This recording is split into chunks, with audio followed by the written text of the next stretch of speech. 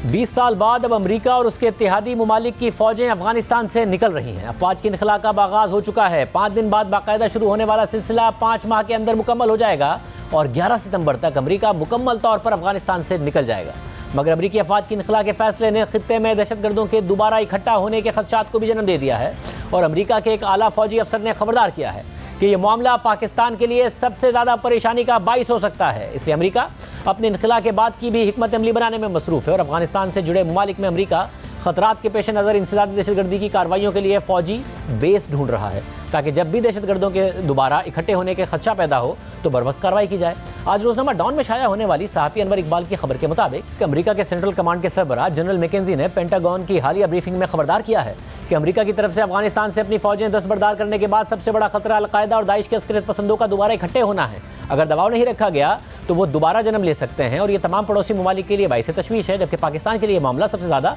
खदशे का बाइस होगा। खबर के मुताबिक पेंटागन ने गुज़िश्ता हफ्ते के आखिर में जो मुसव्विदा जारी किया है उसमें जनरल मैकेंजी ने कहा है कि उनकी कमांड और अमरीकी सिफारतकार अफगानिस्तान के इर्द गिर्द के ममालिक के साथ मुआहदों के लिए काम कर रहे हैं ताकि अफगानिस्तान से दस्तबरदारी के बाद अमरीका को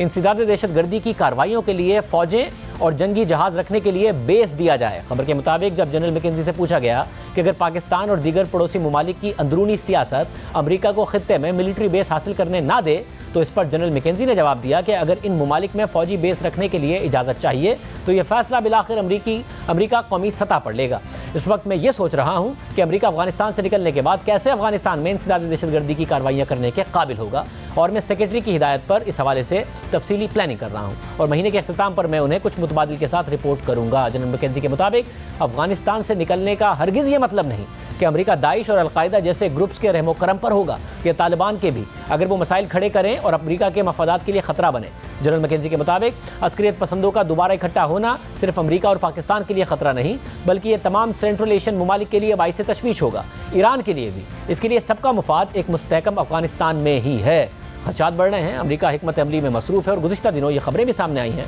कि अमेरिका ने अफगानिस्तान से फ़ौजी इनखला के लिए नेटो फोर्सेस और कॉन्ट्रैक्टर्स की सिक्योरिटी यकीनी बनाने के लिए खित्ते में सैकड़ों बहरी, फ़िज़ाई और ज़मीनी फ़ोर्स की तैनाती की मंजूरी दी है और जनरल मैकेंजी ने खबरदार किया है कि इनखला के दौरान तालिबान हमला ना करें वरना जवाबी कार्रवाई करेंगे। ये देखना होगा कि कौन से ममालिक अमेरिका को अफगानिस्तान की निगरानी के लिए अपनी ज़मीन पर बेस बनाने की इजाज़त देते हैं। दूसरी तरफ अफगानिस्तान में मौजूद तमाम बैरूनी फ़ौजें अपने बेसेस अफगान फोर्सेस के हवाले करने का फैसला कर चुकी हैं। तुर्क खबर रसां इदारे के मुताबिक नेटो मिशन के कमांडर ने काबुल में प्रेस कॉन्फ्रेंस करते हुए कहा है कि अमेरिका और इत्तेहादी फ़ौजें अपनी बेसेस अफगान फ़ौज के हवाले कर देंगी और तमाम फ़ौजें पीछे हटने की तैयारी कर रही हैं। अफगानिस्तान से अमरीकी और दीगर इत्तेहादी ममालिक की फोर्सेस का इनखला खित्ते से मुताल्लिक एक बड़ी पेशरफ्त है, मगर साथ साथ इससे जुड़े खतरात और खदशात अपनी जगह पर बरकरार हैं। इस वक्त अफगानिस्तान में 36 ममालिक के 9,500 से ज़ायद फ़ौजी तैनात हैं, जिसमें अमरीकी अफवाज की तादाद 2,500 है।